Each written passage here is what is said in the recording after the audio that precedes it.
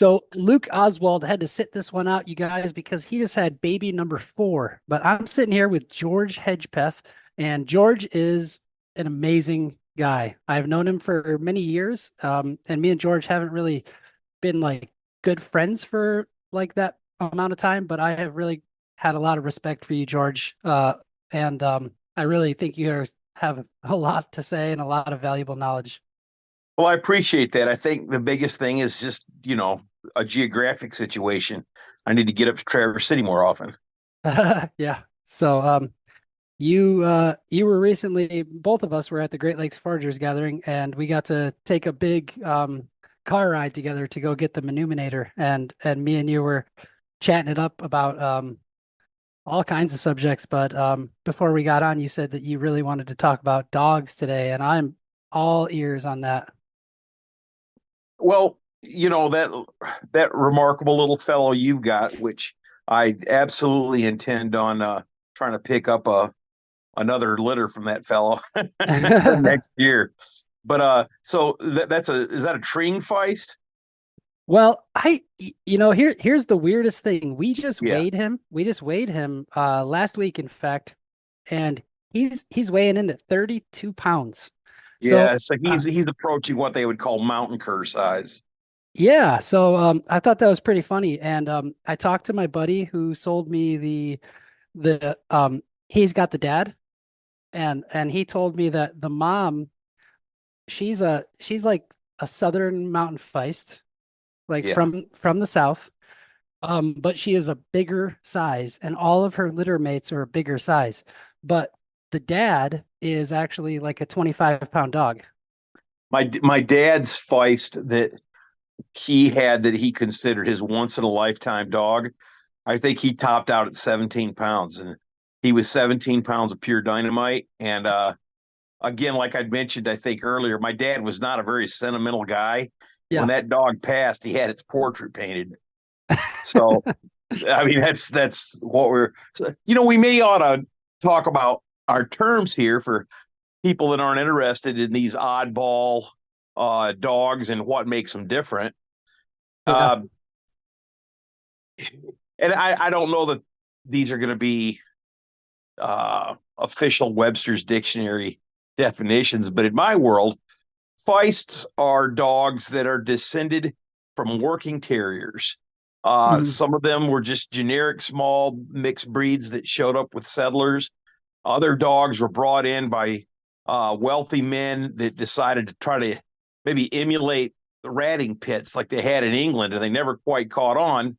So they had these very specialized vermin killing dogs that were small and alert and fast. And what are you going to do with them in the United States? And well, it turns out that there's a gigantic population of gray and fox squirrels that seem to drive these little guys up the wall. So feist dogs, uh, I guess, see what you think about this definition. They are terrier related small working dogs that have really been fine tuned for the pursuit of small game. Uh, Yeah. they're not bred for appearance. So there's even long haired feist, although they're not very common, but you'll have wire hair and smooth coats and anything that looks pretty much like a purebred rat terrier of some kind, if that's even a thing, to some fuzzy little mop that looks like it should be set in Paris Hilton's purse, except that it's got a hell of an attitude. And the next step up from there, they were what they call cur dogs, and cur dog isn't so much a breed; it's a collection of things that have common characteristics. I had a Catahoula cur. Hmm. Catahoula curs are a Louisiana breed. They are both herding and hunting dogs. Uh, really fascinating dogs in their own right, I think. I never saw a dog use its hands more, its front paws, his hands, than that cur I had. He'd open doorknobs without thought. He just reach up, turn the doorknob, go in, shut the door behind him. Uh, That's they incredible. tend to be bigger breeds. Mine was a fairly large Catahoula. He weighed in. I think he. I think his top weight when he was in shape was around 83 pounds. and Wow. that's when he was really lean and fit. But a lot of that breed's a little smaller than that, and then other varieties of curs. Um, we mentioned like mountain curs. People talk about, so a lot of these aren't really breeds; they're bloodlines that one farmer would have had these dogs and people liked them, so they would go and try to breed dogs out of him. So I know there's a variety called a Kemmer cur, and Kemmer was a man that had a kennel, and people liked his dogs, and they tend to be quite a bit smaller than Catahoulas. Hmm. Um, the cur breeds, a lot of them are mixed working breeds. There's some herding blood in them. There's some kind of well, a lot of them have, I think, some pretty primitive bloodlines. And by primitive, I mean um, like sight hounds are an old type of dog Yeah. compared to like bloodhounds or like ground trailing dogs. Yeah.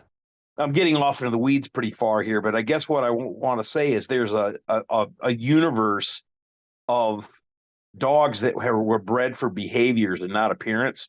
Hmm. They have quite a size range, and they're good from everything from rats to bear, Well, literally. So yeah, the genetics thing is pretty interesting because I was just talking to somebody about this recently that um so I have this feist and I want to get its DNA done because I'm like what is it? Because like you said, a feist isn't necessarily a breed. It is recognized now as a breed, but yeah, but it's the AKC made breeding about appearance, mhm, conformation, and breed is a funny word. It means what we say it means. yeah. So they're a thing, but how is that thing defined? Yeah. Well, I think you nailed it pretty well earlier with the designation that you had. But what I wanted to say was I had heard, and maybe it was on one of those Facebook Feist pages or Squirrel Dog Nation. Yeah. Um, I had heard that if you keep breeding Feists together for too long, it's not a good thing, and they suggest every fourth generation to interject some different breed in there. Um, what do you think about that? I don't know. I'm not a dog breeder, and I mean that's a pretty sharp answer, I guess. But I mean, that's the fact of the matter. I don't know anything about breeding dogs. I know a little bit about dogs, but I don't know much about breeding them. I I had an uncle that was a big time breeder of high end coonhounds. He Oh, bred primarily English walkers and blue ticks, and he was very successful with them. And but I don't know. You know, he was the breeder. yeah. So those coonhounds though, those are specifically for coons, or a lot of people use coonhounds to hunt bears. Yeah, it's funny if you're around like real hot rod coon hunters, they don't want a dog that does anything. They don't want them to notice there's anything in the world except raccoons. Uh, my uncle, as a kid, I remember I was hunting and he had a kind of a disreputable buddy that had a dog that he had talked up quite a bit, and we ran coons that evening. And again, I'm not much of a coon hunter. I was a kid when this happened.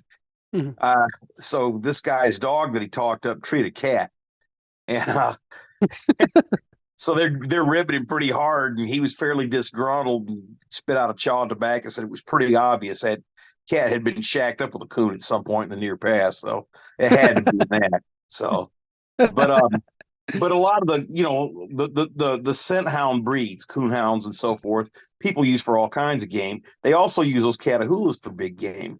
Um, Mm, they again are primarily scent hunters. I'm sorry, sight hounds, but they will ground track and they'll pay attention to their eyes a lot more than some dogs do. I never had a chance to put my cur on any big game. He did herd cattle like a champ from the get go, and he was a madman on coons and groundhogs. And the funniest thing that he did, he would find a flock of turkeys and he would round them up. He would work a field in a big spiral until he pushed the turkeys into a tight group, and then he'd wait for me to tell him to bust them up. So I suppose if I got in the habit of carrying a shotgun with some, you know, number four pellets and a pretty stout load of powder behind him, I probably could have jump shot and, you know, wing shot turkeys over that dog. Yeah. And he loved busting. He'd get them all packed up and then flush them out. And oh, he was a happy fellow when he'd do that. So real versatile. Yeah, that's funny. And yeah, they really are like so much happier when they're doing something. I used to say that cur I had was happier. The further we were in the woods, the happier he was. The more easygoing, the more satisfied he was with life. The further we were from people, and he was a Yeah. friendly dog. He liked people, but man, he loved being way out. Uh, Yeah. when we had camped, a lot of times I'd put together like a lean-to or something and camp in it, and he'd he had he acted like he liked the campfire like little kids do. You know, little kids that just can't help but poke stuff into the fire. He was Hmm. fascinated with the campfire, and about every 2 hours he'd get up, get that business look on his face, and he'd run a perimeter around the camp, couple 10 minutes or so, give it a halt or two to make sure everything was in order, and he'd come back in, get right back at the fire, and he'd give you that look like, all right, man, it's in check. And that was his job as far as he was concerned. And I'm sure 10,000 years ago there were native people in Montana with a dog that did the same thing, you know. Yeah. And I guess Yeah. that it's that interface between people and dogs that fascinates me so much, and it's went in so many different directions. But those versatile hunting breeds that'll do anything from babysit your kids to kill varmints to help track wounded big game. I mean, what a versatile tool for people that are trying to feed themselves. And I'm sure, I mean, Rhodesian Ridgebacks are the same dog. Those New Guinea singing hounds over in Southeast Asia live pretty much the same lifestyle. Hmm. I'm sure wherever there are people that are making a living with a bow or a blowgun or a digging stick, their dogs have to act that way. That's how that's their part of the pack as far as I'm concerned. That's their job. Yeah, definitely. Um, so have you had dogs your entire life then? Mostly I've had a big gap since my cur died. He was a big deal to me, and I haven't been ready for a dog for a while. So I've had a pretty big gap. I I get to be godfather and uncle to Hmm. a big variety of dogs, and I will be purchasing a dog this coming up year. My housing situation is changing, and I'm going to Hmm. be in a better situation to have a dog. But I've had dogs my whole life up until the last few years. I've had a gap, Yeah. and I missed it. So I, Yeah, I had uncles. Oh, go ahead. Sorry. I was just gonna say that so I grew up with dogs, but then did not have another dog as my own dog until this year, Yeah. or and it's a big learning curve. Yes, sir. And I'll tell you what, they're all different. Yeah. Uh, so I grew up with an uncle that was a cowboy, and he had cow dogs pretty often. And a lot of his cow dogs were usually a lot of them were crossbreeds. He Hmm. he didn't get into the blue heeler thing like a lot of people do. He had Australian shepherds, an Australian shepherd collie, an Australian shepherd, German shepherd crosses quite a bit. Hmm. And they were dogs that had talent, not a pedigree. And Yeah. so I got used as a young guy to dogs that knew how to do a job, and that's always struck me as being kind of a lovely thing. Yeah. So Yeah, do you know anything about this is always something that's interested me. Europeans came over here and we had all these different, or not we, they came over with all these different breeds, right? yeah. And then Native Americans, as far as I know, just kind of had general all-purpose dogs, right? Do Well, you do you do you know if they had specific dogs for specific duties? they is a big term, Yeah, yeah. but Well, there were obviously, yeah. definitely they were definite breeds. Some of this is more. exact than others. The Northwest coast definitely had these little long-haired, what I call rich old lady dogs that high caste women had as pets, and they Uh, brushed them and they spun. They produced a fine wool. So a lot of the pre-contact and early contact fabrics from the Pacific Northwest, part of them are dog wool, and it's a high quality thing. hmm, So sled dogs tended to have that northern Spitz look. hmm. Um, I've heard that in the Great Lakes area, and I don't know if this is true or not. If you see old photos that show native encampments and they have a what they'd call, a native dog, a lot of times they look like some half coyote thing, but not Yeah, always. A yeah. lot of times too, you'll see definitely European dogs. I've seen pictures from the 1870s that you're looking at black labs, like early like English style black labs among Hmm. Canadian native people. Hmm. But I've heard that in the Great Lakes area, a lot of native people had two types of dogs. They had a taller dog and they had a short-legged dog, sort of a corgi looking thing that they called canoe dogs, which makes sense. I don't Hmm. know if that's true. The Catahoula cur was supposed to be a dog that was a mix between European and native breeds. And according to some historians, early settlers got the Catahoula cur from Indians. And Hmm. this would have been in Louisiana. Now, I don't know if that's true or not. I know that I had the privilege of working in archaeology on just doing some cleanup work from a site that had been excavated, I guess around 1970. I don't remember the exact date, called the Coster site. And the Coster site had a dog burial that was 9,000 something years old. A Wow. very ancient dog burial. And again, maybe I'm getting the numbers wrong. It's been quite a while, but Hmm. that dog was, it had a specific appearance. It's from the skeleton, we could reconstruct what that dog looked like. So they didn't all look alike. Yeah. However, if you put enough dogs in a small area and let them breed, you come back in 50 years, they all kind of look like the dogs that hang around outside of dumps in India. And the pariah dog is the term that they'll use for it.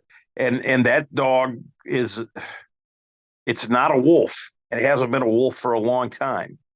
Yeah. There's some thoughts now that used to say that dogs came directly from wolves, and there's some thought now that no, there's something else there that's not just you know wolf genetics.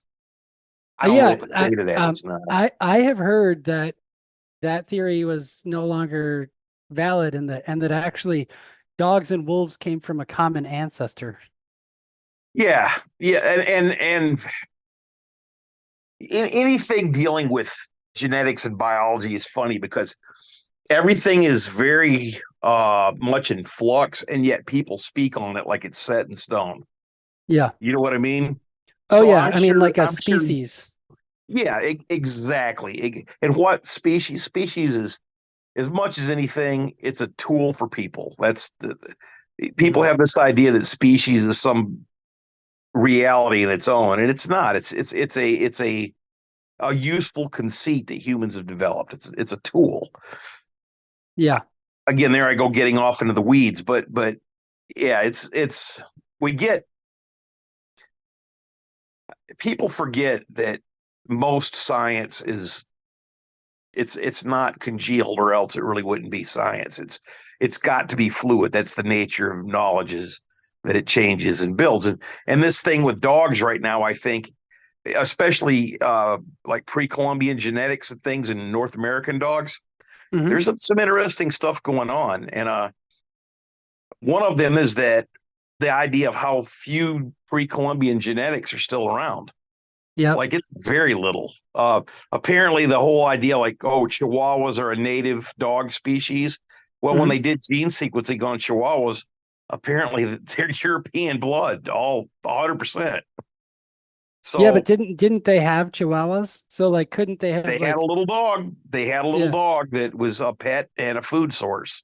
yeah, And but what we have now, and again, you know, I'm taking it faith that these genetic tests are being interpreted correctly. People send away stuff from 23andMe, and hmm I don't have the training to really interpret what those are saying, and neither do the people that are getting them. yeah, So we take it on faith what the results are a lot, and I'm not 100% comfortable with that. But yeah. I had my genetics done recently, and I'm some big percentage Scottish, apparently. well, Yeah, here's something that's puzzled me again, off on a curveball. Sometimes some of these results say things like, "Oh, you're so much percent British Isles, so much percent Scottish, so much percent Northwest European." yeah, Aren't those the same thing? yeah. I mean, basically they are. It's kind of yeah. That's basically the exact readout of mine. What you just Yeah. said. Well, I'm not sure what that means because I'm a layman and I don't know if I'm looking at this correctly. The way I look at it, it looks a little bit silly, but it's probably because I'm ignorant. Yeah, I don't. Maybe they just like they haven't gotten enough people yet to fully break down everything. So like Yeah. from what I have heard over time, that's gonna change, and my results will actually change through time. Like they'll be able to pinpoint different percentages of different actual areas. Well, that kind of begs the question, what's the point then, doesn't Yeah. I mean, yeah. it? uh, Yeah, so, but yeah. So the dogs thing though, I mean, back to that, the genetics. Um, what one thing that I'm fascinated by with that native thing is that European dogs could have come here. People could have just started breeding, European dogs with like a Mexican Chihuahua, whatever that yeah, looks like, absolutely. and then they could have just kept breeding it to look like that. But then the European genetics could have just taken over. That's, I think, what they think happened. But, you know, well, the important thing was Chihuahuas, though, is if you're going to do that, you got to make sure they taste the same. Yeah, you got to make sure they taste the same. Yeah, isn't that funny that uh Hernan Cortez and all those people they get to Mexico City and they've got this breeded dog that they just use as a food source. Well, I'm sure that was more common. We don't hear much about it in Europe, but dogs are a thing that I don't know if Western Europeans have just a different relationship with them, but so much of Earth, XX dogs were a meat animal, and they're not a real good choice. I mean, they eat the same thing people do, kind of like pigs. It's you better Yeah. have an excess of agriculture to feed them. So, Yeah. but Yeah, so go ahead. your little guy, so this will be his second season squirrel hunting. Yep, but he's just about to turn 1. So, from what you've told me in the past, that means that he's not going to be top notch for like another year, right? Well, I don't know about that. I maybe, but I mean, just a lot of dogs tend to mature into their from about 2 to 7 or something. They're at their peak, and Hmm. little dogs tend to have a little bit longer peak and maybe even come about a little earlier.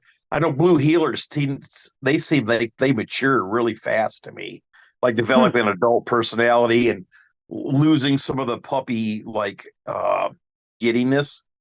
Yeah. But whereas like some of the bigger breeds I've been around, a buddy of mine had a German wire hair that was a great dog, but he had that puppy mind until he was 3 easily, and Holy then boom, moly. it turned into this stud, this pheasant hunting machine at that point.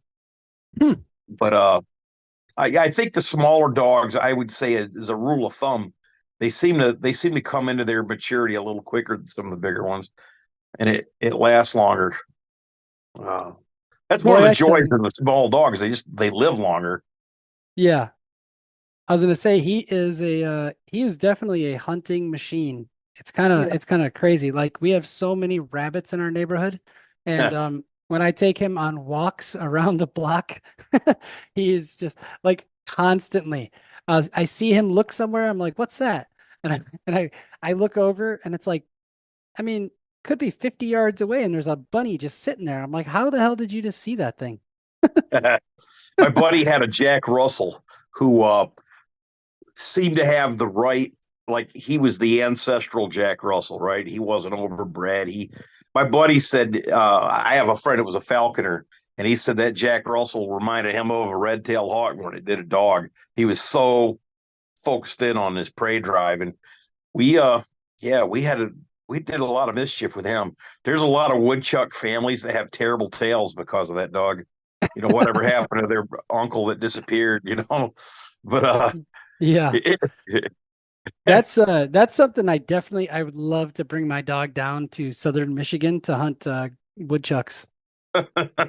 that's easily done. Yeah. I think it would be fun for him, Oh yeah, but also like I really like the meat. I think it tastes really good. me too. The woodchucks are funny to me, and that I've eaten quite a few of them. But Hmm. every now and then you'll kill a big old boar, and he'll smell like hormone sweat when you walk up to him, and they tend to taste that way. But I've never really had a young one or a female that had that. But every now and then an old boar groundhog will be pretty sour. Yeah. And but I mean, it wasn't like it was a surprise. You could tell when you walked up on him. Yeah. Uh, S- So what's the truth about this? I heard recently that groundhogs or woodchucks are expanding their range and have been for like the last 50 years or so. You know anything about that? no, but I could see it being tied to changing agricultural practices. Yeah, I could see it being that too. Yep. In the Midwest, we seem to have kind of we've started preserving more hedgerows. There seems to be more edge habitat, not as much, road to road plowed up area, and that makes a big deal, I think, to woodchucks having that little bit of edge. Um, Yeah. We actually a couple of months ago we had Matt Normansell on, who's a guy from England, and he was talking quite a bit about the sustainability and the biodiversity of hedgerows in England. yeah, And I believe it. Here in our country, we see it a little bit, but over there in England, I mean, it's like every single farm has a hedgerow, you know. yeah. Well, are you familiar with the whole coppicing situation in England for Yep. making like sheep hurdles and all that? Yep. That Yeah. that goes back pre-Roman. Yeah.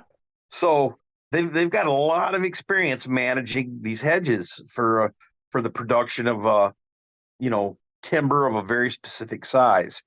Graded out by year and how big you need for this piece and how big you need for that, and because of that, there's a lot of these strips of small diameter timber, brushy growth that provide a ton of cover. It it's weird. I was thinking today as I was driving my route for work, the little pockets of cover you get that are pretty productive in the middle of humanity. Uh, I was, you know where Zeeland, Michigan is? Yeah. I pulled off. I could hear the traffic from the expressway. that's how close I was to the expressway. But there was a neighborhood that had dirt roads, Hmm. and there were these nice, like $300,000 houses, and but on a dirt road, and between each house was like a ravine or a gully, Hmm. and all these houses had their nice lawn, and in the ravine between them, it was too steep on the sides, and they were full of ramps and bloodroot and all this stuff that doesn't really handle getting trampled and mowed. And I'd imagine it's going to stay that way because it's inconvenient to get down there. And so there was this spider web, like a pattern of little gullies that each one was really rich with biodiversity. And it was in a patchwork of manicured lawns. And I thought, well, that's kind of neat. I Yeah. didn't, yeah, I didn't get down there with a digging stick or anything, but I thought about it. Have you ever picked ramps this time of year? Yeah, there's an area I used to camp and fish a lot, and there were a lot of ramps. So even when you were setting up camp, you'd end up digging up ramps on accident. So we'd get the bulbs every now and then and cook them with, fish or whatever we had there because we were just surrounded by them. And I used to also like to walk through. It'd be a little later than this probably because I get the seeds and scatter them in other areas a little bit. The other day I was up by Kalkaska maybe, and Hmm. the woods were full of ramps that were in bloom. I thought they would be past it, but they were all flowered out real nice through the woods, Yeah. and that made me think of that. But not too Yeah. far from your neck of the woods. You guys still got them in bloom there? Last time I checked, they were in bloom. Yeah. And So I think I think that that might actually be a little bit early. I actually have a what my gal calls a nerd diary, which is yeah, my phenology notebook. And I try to write down the daily temperatures, the daily like whether it's sunny and what things are blooming and what things are coming up like forageables. yeah. And I've threatened for years to make a calendar, and I just don't have. I haven't done it yet. yeah, but it's actually pretty cool because I can go back through the years and look at the differences. And it's actually enlightening too on what people's brains tell them versus the reality. Yeah, Because a lot of people will say, "Oh, remember, it was so dry." And I'll go, "Well, actually, you know, right, it really wasn't. We actually had a pretty wet summer a couple years ago." And people will be right. like, "No way, really?" Yeah, what they remember is, well, I've often wondered how often I've done things in the woods on the exact same day. You know, Yeah. kind of like the swallows coming back. When's the first day that I eat an apple out of a hedgerow? Oh, it's always, you know, August 4th or whatever. So, but Yeah. we had barn swallows. I lived on a creek. They had steep channelized banks when I was a kid. So I don't know, 20, 25 foot banks you had to go down to get to the water. And Hmm. I would be fooling around in there every spring early. Generally, it would still be pretty chilly out, and there would be a day, and it seemed like for some reason I was always like I caught it pretty often. There'd be this swarm of swallows that would fly. They would follow the creek channel up, and they'd fly up under the bridge where they had nested for years, and they were there all summer. But like the day they returned or whatever, I don't know if it was the same date every year or just quite close, but it was remarkable to me how many times I actually saw that wad of swallows come shooting up that creek channel because they would follow it like nap of the earth flight right up until they were under the bridge. And it Yeah. was a bridge that a 4 lane highway went over, so they had plenty of room up in there. But yeah, that the whole rhythm of how the world works is pretty cool. Yeah, I Guys, mean, I agree completely. uh, so has your dog have you hunted anything other than squirrels with yours yet? Um, we have he killed a rabbit in my backyard, Yeah. which we tag teamed kind of because I had planted all this stuff in my backyard last year, and then this winter I kept having like apple trees, June berries, all these things just getting eaten. Yep. And I went out one morning when he was only 5 months old, maybe 4 months old, and I see a rabbit really early, like, and my whole backyard is fenced in. So it obviously like snuck in one part of the fence, and Mm. I called my son on the phone and I said, "Let Murphy out," you know, and and me and him kind of like just cornered the bunny and it couldn't get out, and he just seriously like it was the most violent I've ever seen a dog. Yeah. And My curve, the first coon that he ever encountered, he wasn't sure what to do with it, so he darted in, and instead of grabbing it, in a very effective, efficient way, he grabbed this coon pretty much by its junk, and the coon wrapped all 4 feet around the dog's head and bit it in the neck, and it just got a mouthful of collar.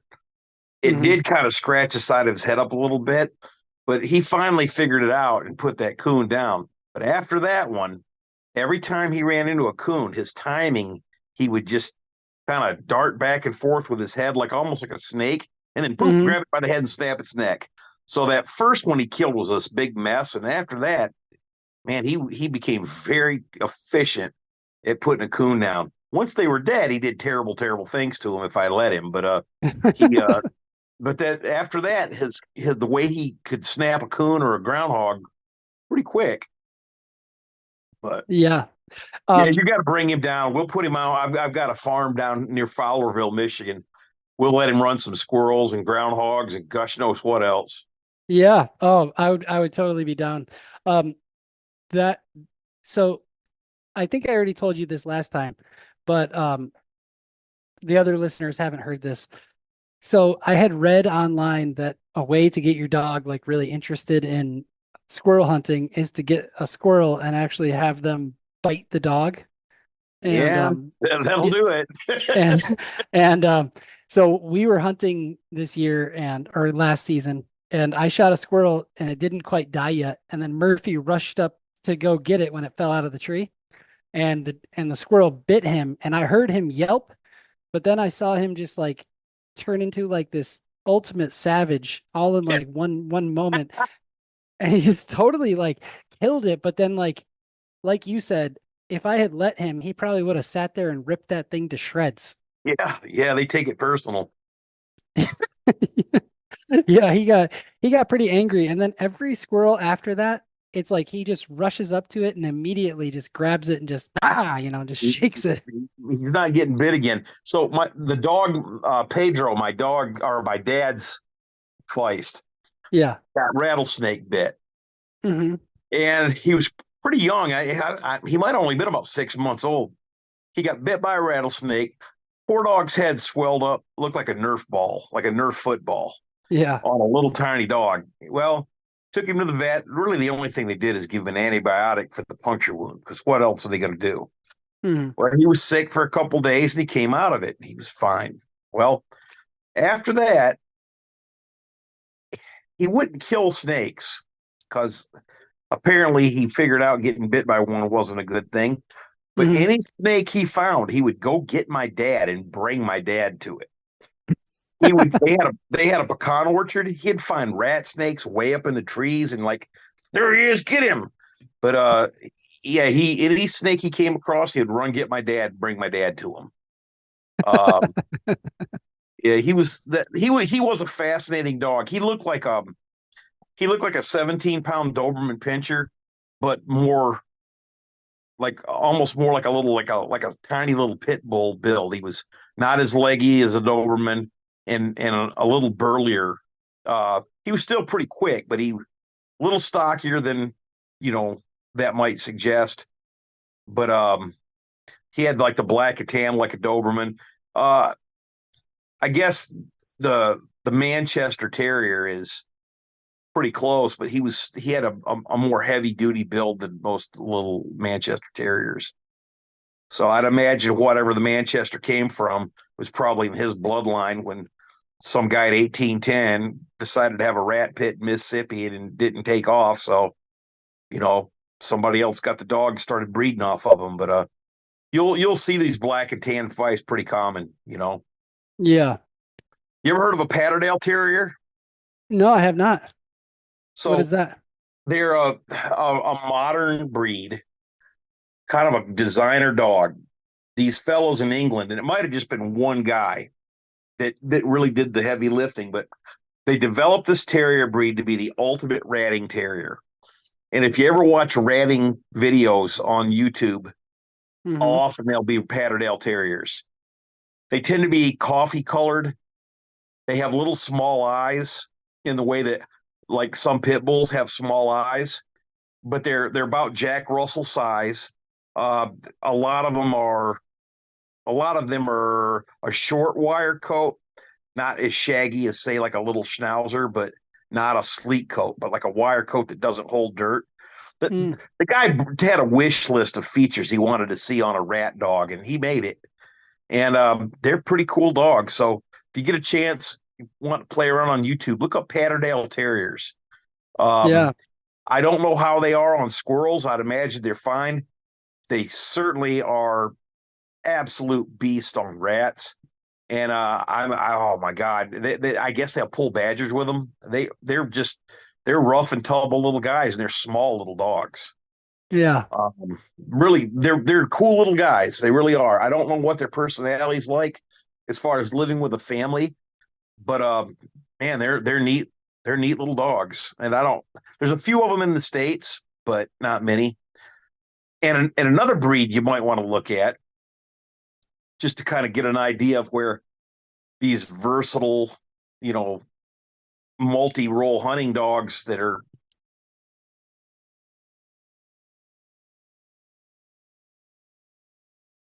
Which versatile hunting dogs are you talking about? Oh, Fishing like a local isn't just about catching fish. It's about connecting with the environment and the people who call it home. It's about hearing the stories and traditions that have been passed down for generations and sharing unforgettable moments with the people you meet along the way. Fishing like a local is having an experience that stays with you forever. And with Fishing Booker, you can experience it too, no matter where you are. Discover your next adventure on Fishing Booker. A feist will hunt coons and squirrels and rabbits and all kinds of stuff. I've seen them that would actually like flush grouse. But there's another breed out of Europe that's really neat, and it's the Jagd Terrier out of Germany. And they're beautiful dogs, but I'm sure to get a Jagd Terrier is a lot of money. I'm sure they're a pretty expensive dog. But that's a cool one to look at. So they're basically what happens if the Germans have a treating feist. So But how did you get into all this stuff, George? Like what inspired like the interest in the hunting and the foraging and the fishing? Because you pretty much do it all. I I would imagine it's probably some form of OCD.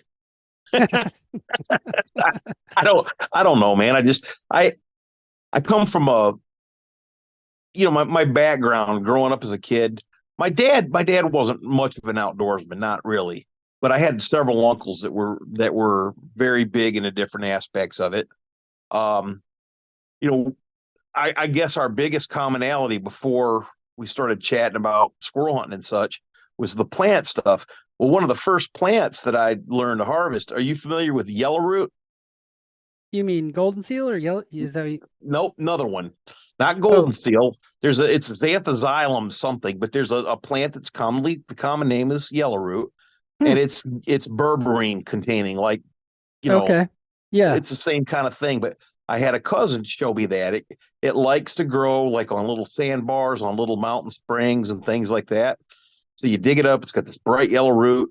You chew it up, it's for your stomach. That's the thing. It's stomach medicine. It's stomach medicine. And it's, surely bitter, like the kind of bitter that'll make your ears ring, but you spit it out and it doesn't have a persistence. It doesn't stick around like you don't have a nasty taste in your mouth all day. It's quick and it's over. But I had a cousin show me that, who was a grown man at the time when I was about 8 or 9. And Hmm, that's the first, I guess, kind of the plant that's not typical. Like, people know what strawberries are, right? Blueberries. yeah. Well, the first kind of weird plant I really learned was that yellow root. And that was from my cousin Johnny, who was much more of an outdoorsman than like my dad was. I had the uncle that was the coonhound breeder. I had a couple uncles that were passionate turkey hunters. Um, so just the a lot of the role models in my life, that's something they did, and so I picked up on that. And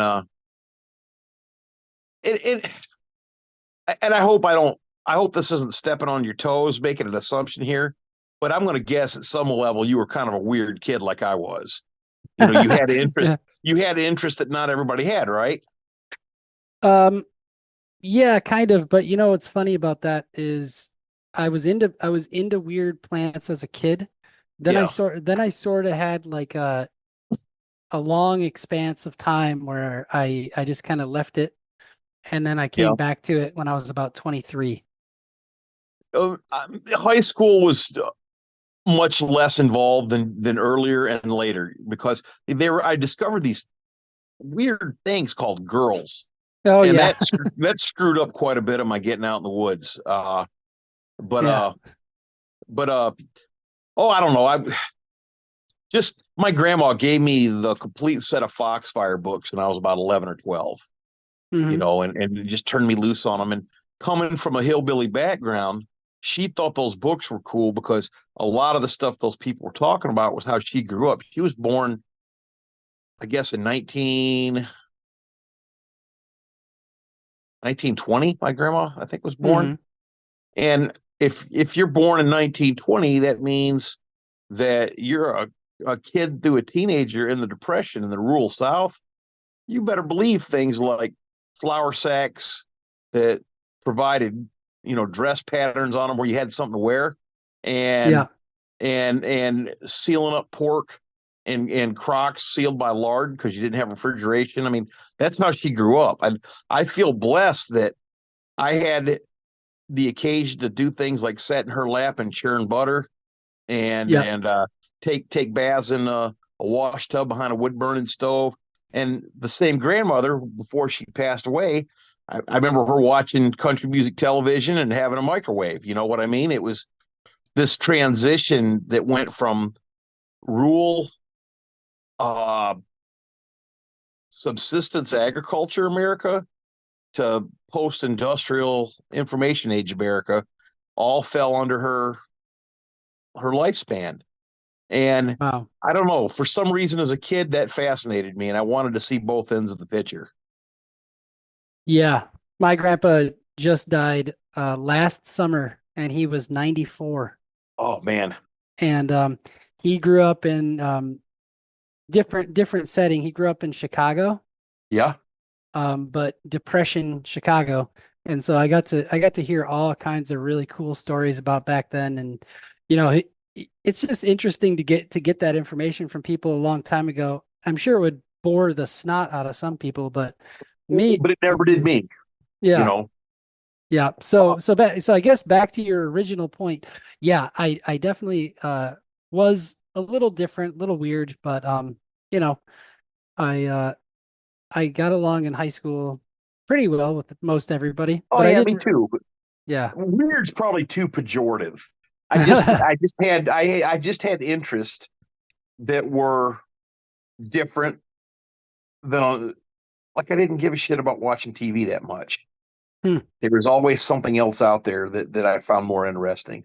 And even my peers in high school that were my friends, they're like, yeah, well, he likes this different stuff. Like, and I never felt like it cost me anything socially. I had lots of friends and all that. And a lot of times I'd have kids that like, oh geez, I want to come over and play in the creek with you because you're real good at that. Hmm. So, You're good at that. Agree. That's funny. but yeah, it was fun. And we left a subdivision when I was 9. Lived in this little subdivision. We bought some property, had a house on it with a creek behind it and woods and fields. And I looked around. I thought, man, this is cool. And I had that book, My Side of the Mountain. Yep.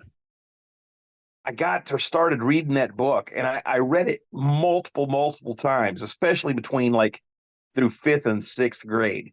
And I try to copy all the little sketches that they had of different, things the kid had made. And I tried this and played with that. And, there was I didn't have a hollow tree to live in, but there was a giant, like, concrete, like conduit for like, to have a creek go through, but it had been dumped off in these woods. So it's Yeah. like this 8-foot diameter concrete tube that just sat down in the woods, and so that became base camp, right? Yeah. And one year I found a log that had honeybees in it. That's probably 10 or 11, and I got stung a bunch of times, but boy, I was awful proud of all the beeswax I had. And I bet I had beeswax pieces that I farted around with for the next 5 or 6 years. Wow. Uh, just I'd find little, oh yeah, there's some of that beeswax I had, and just I don't know. It was a lot of fun to read about things and then try to apply them. And I don't think I've ever gotten out of that. That still has something to do with how I look at the world. Yeah, I was gonna say you just like know a lot about a lot of different things too. Like that's one Well, of the things I've noticed in the years that I've known you is that you're flint napping, you're teaching fishing classes, you're teaching foraging classes, you're talking about hunting, you're talking about dogs. I'm well, like, what there's does this something guy that not they're know all about? related though. They Yeah, all come from the same wellspring, I think.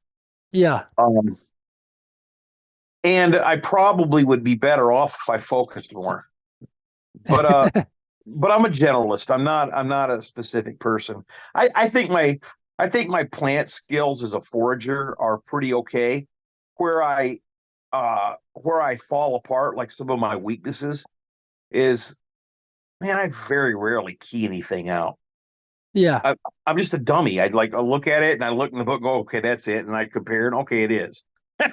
But as far as being smart and using an organized key, I don't do that often, and it's because I'm not focused enough, and I should be. One of the yeah, things, and the things that I would have learned if I would have done that, um, like okay, I was talking. I learned about Sochan from uh oh my god, I just blanked up Sam. Ugh, yeah. sorry Okay, about that. yeah. I From learned Sam about it Thayer. from Sam, and then I'm like, yeah, Sam Thayer. I've walked by this stuff all the time. Yeah, I've seen this my entire life and didn't realize what I was looking at. that's Uh, funny. you ever make cordage out of native plants?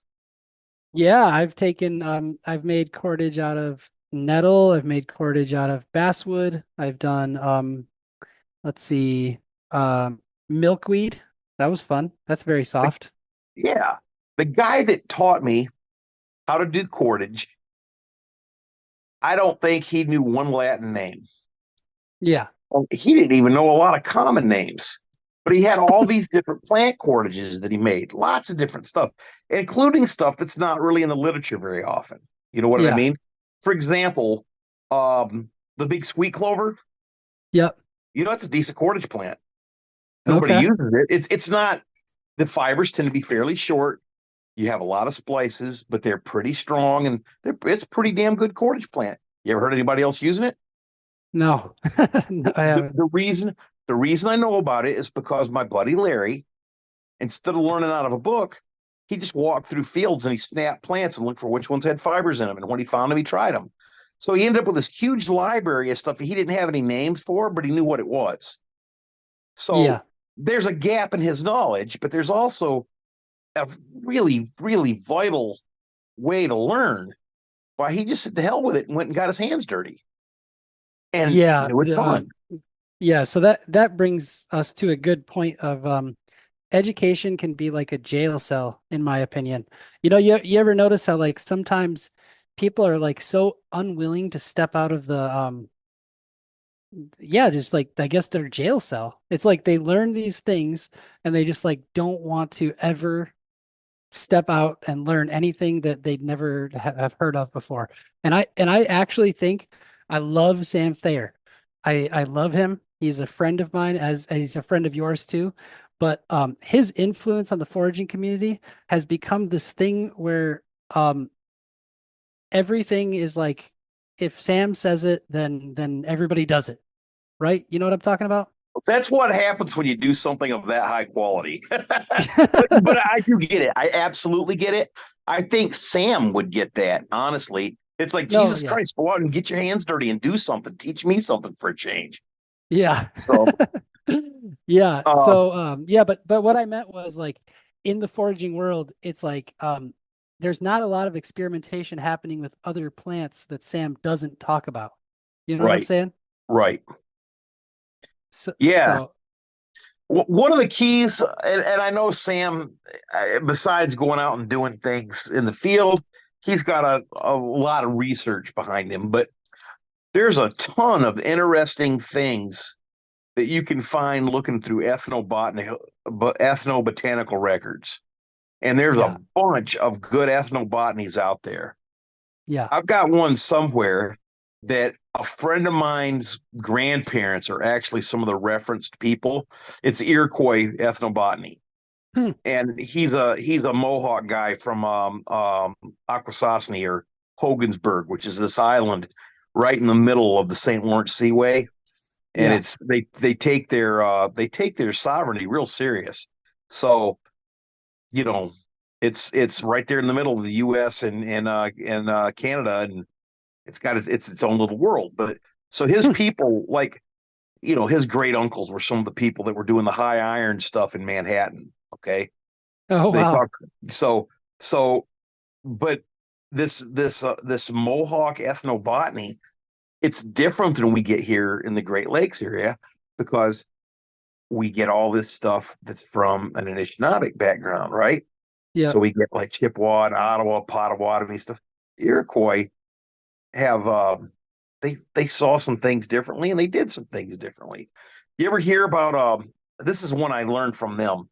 You ever hear about taking fresh basswood bark, peeling like big poles, wrist sized poles, Hmm. doing it in the evening, laying the bark white side down on clean ground, especially if it's grassy. So white side down, bark side up.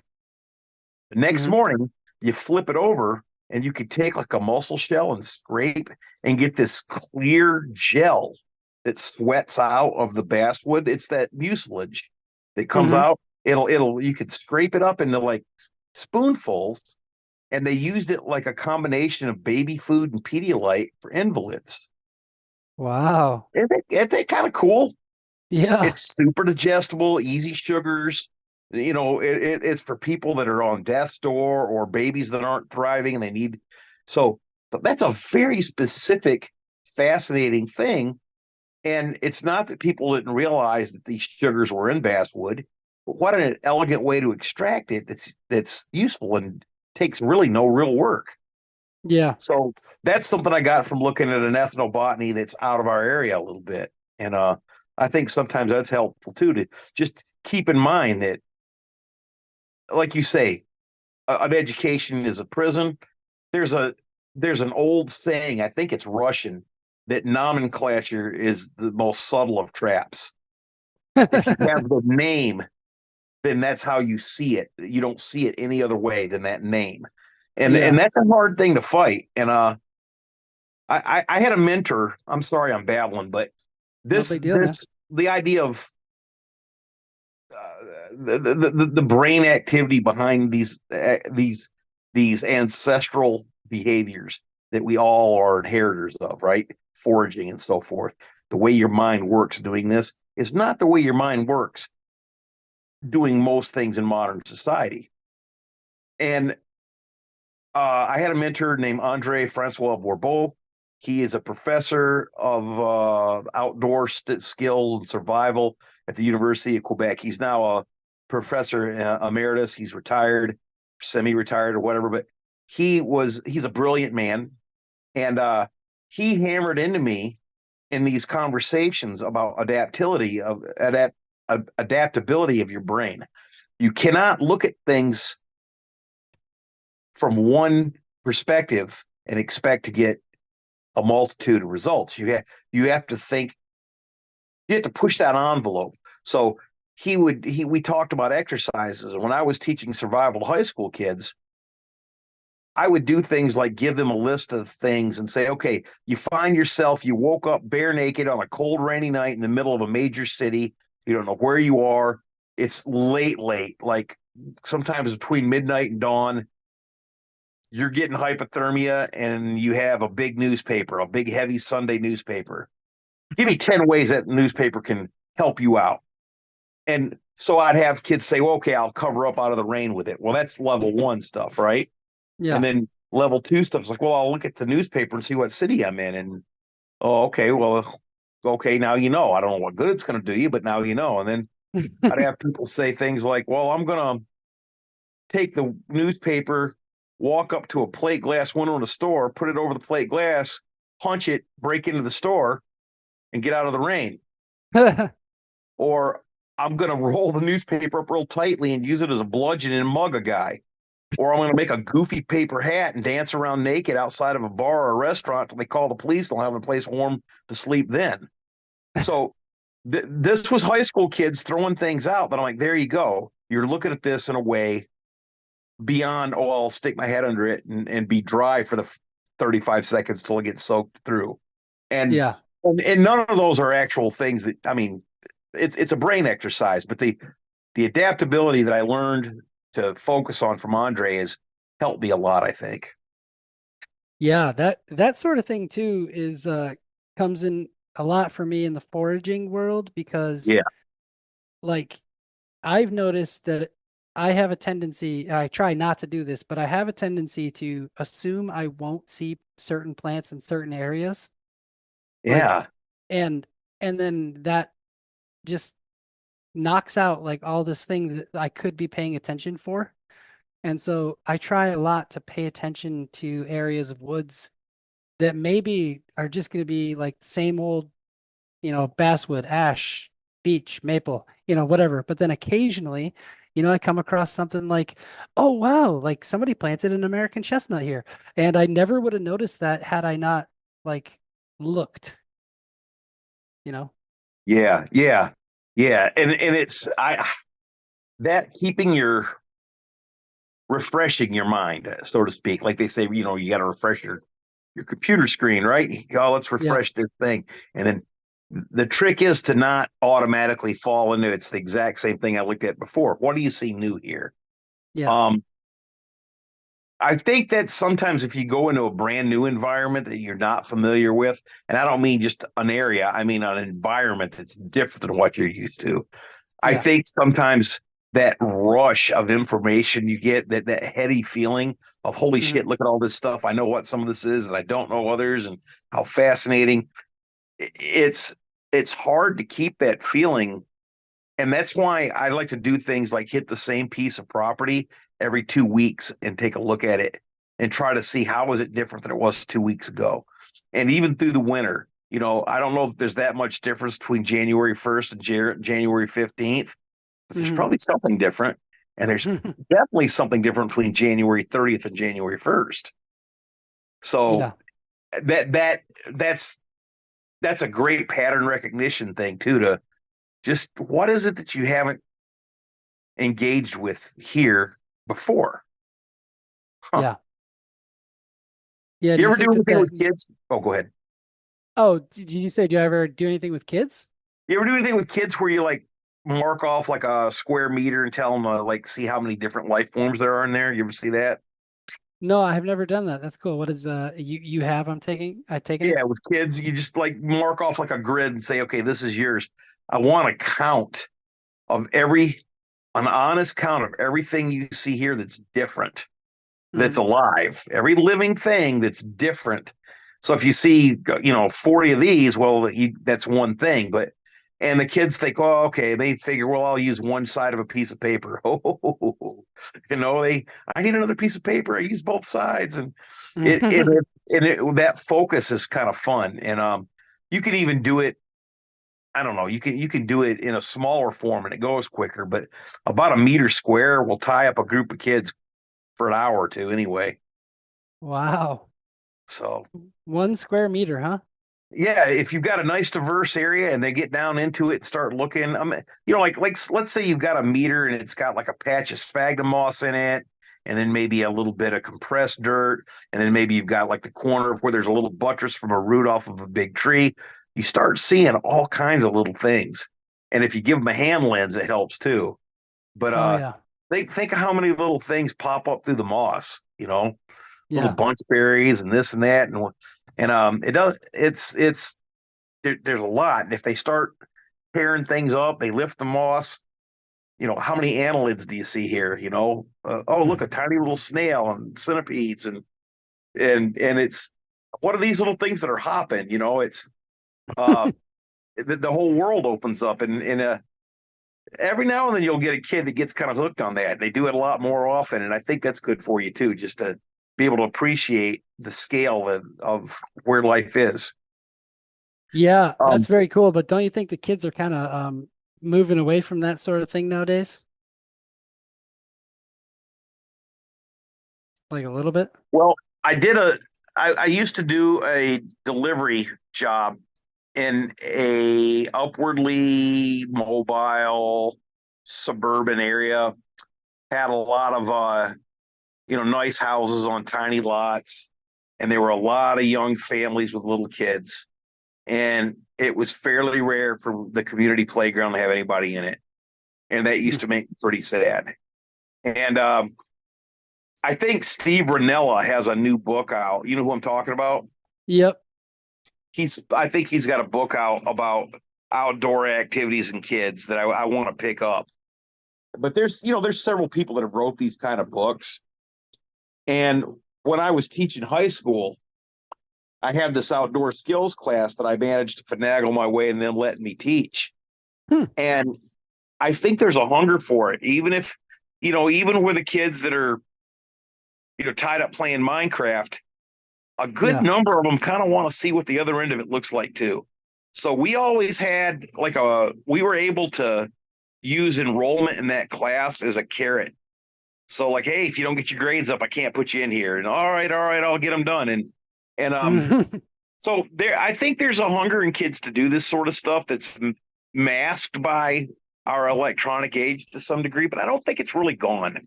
I think it needs to be engaged. I think adults have to put some effort into making sure they have access. I think adults have to make sure they have access in a way that's not overly controlled. Everything doesn't have to have a sign up form and a uniform and nobody does a travel league for squirrel hunting, I don't think. Yeah. Yeah, all that regulations and bureaucracy really does mess with kids, their the health of their childhoods, you know. I think so. I think so. Well, I mean, you think so, but it's also being borne out by the science right now. I mean, you Yeah. got Jonathan Haidt writing that book, The Coddling of the American Mind. Yeah. And then there was his recent book that was all about cell phones and social media. I can't remember the name of that. The Anxious Generation. Yeah. Both of those books, he talks a lot about childhood and Yeah. how all this structure and stuff is just actually negative for the development of kids' brains. I don't know if I don't, I have no data. This is all impressions. Mm-hmm. But I think I don't see the imagination being engaged in kids. And I'm not a kid anymore, so I might be completely full of shit here, but it seems to me, okay, when I was the odd little 9 or 10-year-old, 11-year-old kid, if I found the right stick, I was pretty sure I was John Carter, Warlord of Mars, or whatever, And I think tools that can replace your imagination might not be the best bet for us. Yeah. It's I don't know. And of course, in the 50s they were railing against comic books and switchblades as being the end of the world. Yeah. I don't know. I have a feeling that kids are more resilient than we give them credit for, but I also think there is some things going on that are unhealthy, really unhealthy. And that starts to get into some weird areas, but I think so. I was involved in the Big Brothers program, okay? Yeah. And I had a little brother who was a great young guy. Really enjoyed the kid. We had a good time together. And he had the hardest time self-motivating. He would do things, but if I said, get this done and we'll do this next week, it almost never got even attempted. And that might just be an individual personality thing, but it seems to me like there's a lot of that. Like they would freeze up. Like, what do you mean I have to think for myself and make this happen? Yeah, just go do it. And I got a lot more like, well, tell me what you want, show me, and then I'll do it. And I'm like, how about you just figure it out? And that would almost cause him to panic. And great kid, I think a lot of him, but I used to be kind of puzzled by how freaked out he was by not having a safety net, I Yeah. guess. How old was he? Well, it was from 14 to 18. He was my little brother. At Hmm. 18, they age out of the program. So So did you still talk to him afterwards yeah. or Oh not? yeah. Yeah, yeah. Okay. Yep. Did So, he did he not as ever much. He's working and this and that. You know how it is. yeah, But did he figure it out though? I don't know. I Oh, mean, yeah. I don't know. It's and again, this may be just him, but it was, No, it's not just him. There's you like, know, yeah, I mean, there's like whole, my son is 14 and some of the things that I hear from the kids at his school, it's pretty alarming, you know. yeah. Um, he has like speaking of that, like they're at home during the summer and they're old enough to stay home now. Um, I'll just leave him lists. Like figure like today I left him a list and it just said like one of the things was there's an old screen door. And I was like, figure out how to fit this into the trash. Right. You know, he didn't call me and say, how do I do this? He just, he's grown up doing this stuff. So when I got home, it was in the trash. Well, the key to that is if you do it that open ended, however the hell he does it, you got to be okay with. Yeah. To some degree. Like you can't nitpick. My dad was famous for telling me to do something, leaving and coming back, and then not liking the way I did it. I'm like, well, then you do it. Okay, you don't like it. Well, you know. So that's the thing. You got to be, and you can go. Well, how about next time we do this? But if you're gonna like say, hey, take this in free fall, you got to be accepting of what they come up with. I think. Yeah, I did not even ask him how he did it. I was just like, cool. Yeah. So Yeah. Yeah. Good. yeah, but George, Yes, sir. you are a such a gem for the hunting, fishing, foraging community, and we didn't even get to talk about fishing. Um, but how can people take your classes, get a hold of you, do whatever? Do you got a website? You know, let's I got to be honest. Right now, I'm not. Things are. My mom is not doing well, mhm. and there's actually a couple of classes that I was supposed to be doing, events that I was supposed to be doing in the later part of the summer that I'm not sure if I'm going to be able to make today, or I'm Okay. not sure if I'll be able to make them because of my circumstance. I need. I'm. You can always reach me on Facebook, George Hedgepeth on Facebook. Mhm. Easy enough. I I really enjoy teaching classes.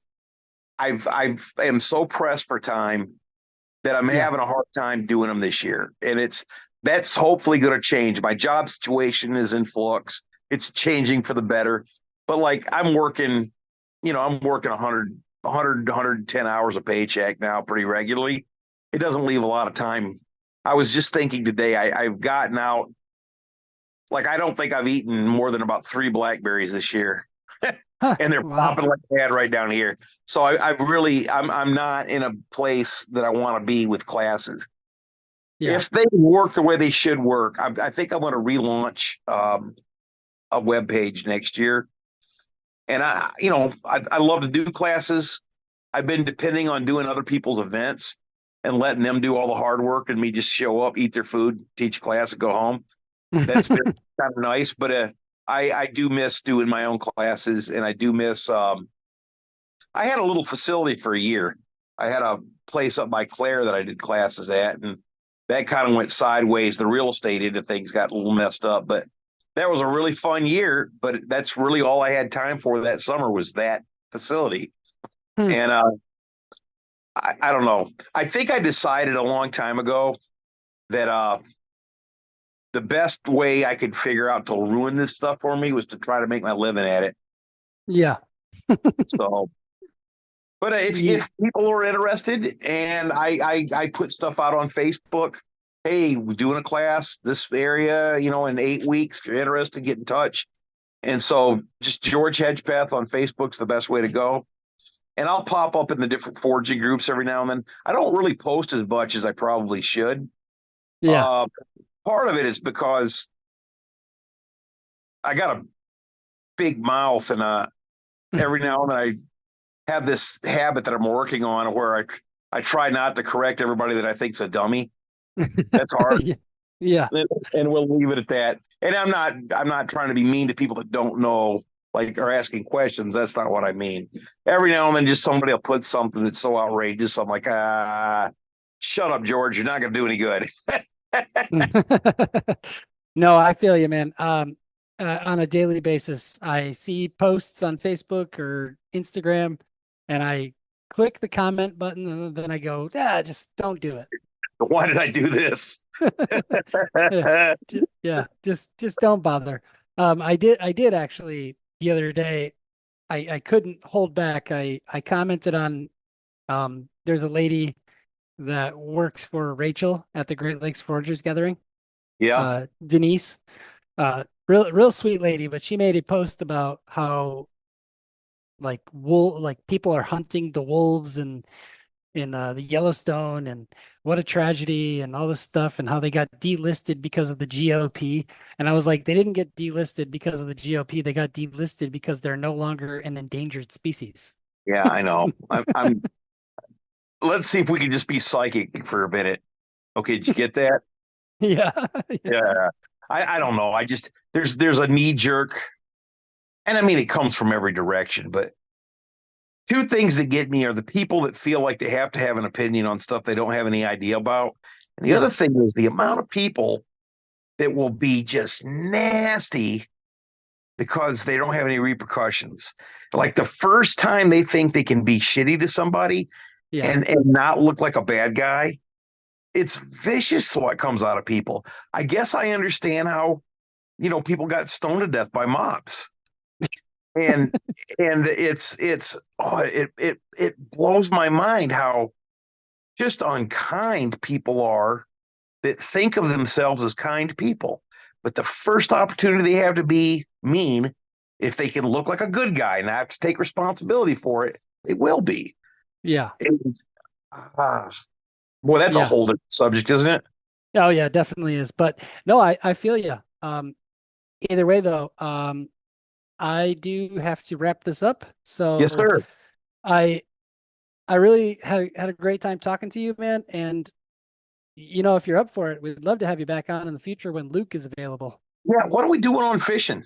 Yeah, let's do one on fishing. That sounds awesome, man. All right, well, tell me what Yeah, works out for you, and we'll do it again. all right, man. I really appreciate it. So I And will don't forget, you're bringing that dog down, and you're getting hickory nuts. yeah, I'm bringing the dog down. We're getting hickory nuts, all that stuff. Yeah, thanks, All right. Phil. All right, I'll see you Have a next good time. evening. Okay, you All right, too. bye-bye. Bye.